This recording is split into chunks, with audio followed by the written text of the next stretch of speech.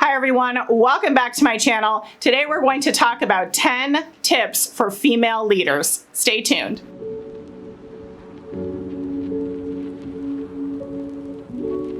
Hi everyone, welcome back to my channel. If you're new here, we talk about business, leadership, management, marketing, and some other topics in between. I hope you will check out my channel and subscribe. Today we're going to talk about 10 tips for female business leaders, or leaders in general. Tip number 1, stop apologizing. What do I mean by that? We have a tendency at times as female leaders to over-apologize or to apologize for things that are not even our own errors or not even errors at all. Pay clear attention to what certain people do and do not apologize for, especially if you have leaders or mentors around you. Pay attention to whether they apologize. I've noticed that some of the best leaders are very limited in their apologies, but they do apologize. They apologize for things that are worth apologizing for. If they've hurt a colleague or a team member, maybe they hurt their spouse or a friend or a family member, they're going to apologize for that, and it's going to be sincere. But they're not going to apologize if they accidentally bumped a notebook or were a minute or two late for a meeting. They're not going to apologize if they didn't pause at the right time or maybe their shoes squeaked the way down the hall. They were going to be really clear and careful and deliberate about how they apologize and when they apologize. And you should be too. My next tip is to shorten your writing. What do I mean by that? If you're writing a memo, if you're writing an email, anything in the written form other than maybe a blog post or something where you do have to meet a certain number of words, but mostly let's say email and professional correspondence, you want to shorten your writing, shorten your message. You want short, clear, concise sentences, get to the point quickly. Put the point at the beginning of your email, maybe even use bullets if it helps, but shorten that email. Don't write a novel, people aren't going to read it, and it takes away an air of professionalism when you do that. Further, while we're at it, please lessen the number of exclamation points and emojis that you're using in your email. Frankly, you shouldn't be using emojis at all unless you're trying to convey a sense of humor in a back and forth conversation. But if you're sending an official correspondence, really try to reduce your exclamation points to 1 per email and don't use the emojis. My third tip for female leaders is to speak directly and pause. And what do I mean by that? When I see leaders speaking, they're very deliberate in what they're saying. Just like when you're writing your emails and your written correspondence, you want to make sure that what you're saying is also very deliberate, that you are not rushing when you speak and really just slowing down and enunciating your words and being very direct in what you're saying. This is a real big power move, and a lot of great leaders have actually taken time to take professional public speaking courses externally in their free time. They might have done Toastmasters or BNI, which are networking and public speaking groups, things like that. But they've really worked on learning how to speak directly and with clarity. And this is going to be huge when you're in a one-on-one conversation. You need to be able to speak directly, and then you need to be able to pause and let that other person speak. And let me tell you, when you pause, they will fill the silence and you will learn more about that other person than you ever thought you would. So please speak directly and pause. Tip number 4 is to set the expectation and meet that expectation. Unfortunately, really important that female leaders try extra hard in what we do. We just have to prove ourselves a little bit more right now, still, unfortunately, in 2020. What I mean by set the expectation and meet it is if you have a sales goal, make a clear sales goal that you can achieve and go achieve that. And then make sure people are aware that you achieve that as well. Or if you have a clear, goal to finish a project, so on and so forth, set that expectation, but then make sure you meet it. And don't say yes to everything, because when you say yes to everything, you cannot meet all of those expectations. My next tip, and this is tip number 5, is to not gossip. This is really difficult, and I think that we as humans, we really just want to connect with one another. But I have found that anytime I've done this, karma comes back to hit me right in the side because I was gossiping. So not gossiping is a huge tool in really protecting your mind and your karma, but it's also helpful because it really helps people keep their respect for you.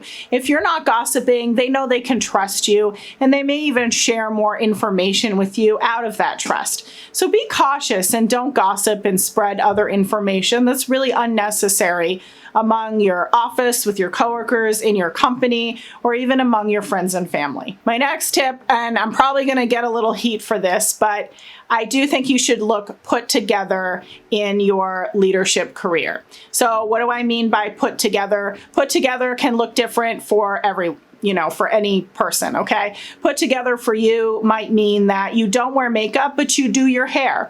Put together could mean no makeup or no hair, but you have a certain outfit that you put on that really makes you feel professional. When I say put together, I don't mean you have to look the nines, but you definitely need to spend a little time on yourself so that you can feel confident. When you spend a little time on yourself and you walk into that room, you will feel better.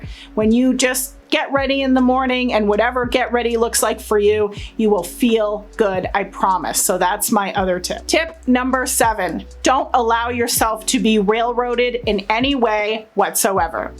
Make sure that you know what your statement is going to be in a certain circumstance. Make sure that someone doesn't take advantage of your energy or your personality or anything about you.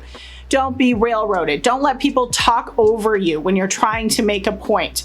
Make sure to be very clear and direct. And if people didn't hear you because everyone was talking over to you, say it again. Do not be railroaded. Make sure that if you are trying to work toward a goal, that someone doesn't step in front of you for that goal either.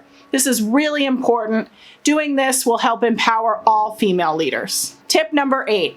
Always speak as if you're a leader, even if you're not. This has been a secret weapon for me, okay? So what do I mean by this? I don't mean to treat people as if you are their superior, even though you're not. That's not what I'm saying. But if you want to be in a certain role, pay attention to the language that the leader in that role uses and start to use that language and act in that way. Really adopt the behavior of the leaders that you want to be and use the language that they're using and be professional. Pay attention to whether they're very articulate in certain areas and where are they articulate. Do they enunciate their words really well? Do they speak a lot or do they speak a little?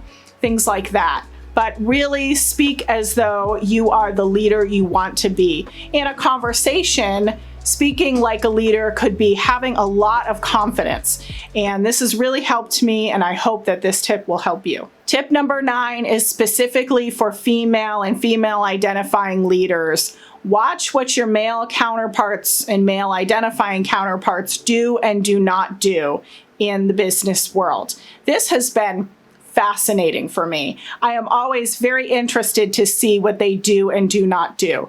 I notice certain things that they don't spend time on and certain ways that our male counterparts will act in a business setting. Pay attention to that. You may not necessarily want to always emulate that because sometimes a female kind of personality could do better in a situation than a more masculine personality, or feminine or masculine rather, but you want to pay attention to what they do and do not do and whether those things are actually moving them forward. It's very interesting. Some do and some do not. Tip number 10, very, very important. And this again will elevate all female leaders.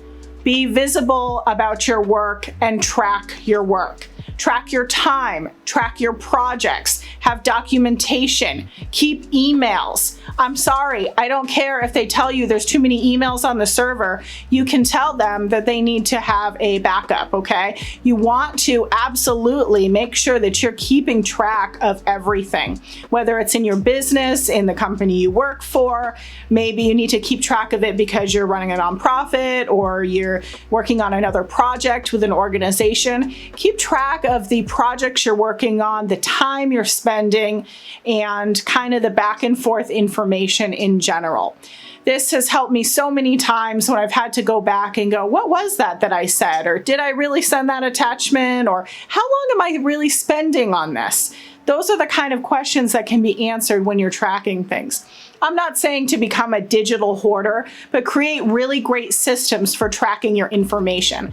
There's another YouTube video on my channel where I talk about great technology tools. Check it out. It'll give you some tips on how to track. Now, I gave you 10 tips, but I actually have a bonus tip. And this bonus tip is a real big tip, okay? Number 11, my bonus tip is to focus on what is essential. So what do I mean by that? There's a great book called Essentialism, and it talks about really pushing away the minutia and focusing on what is the most important.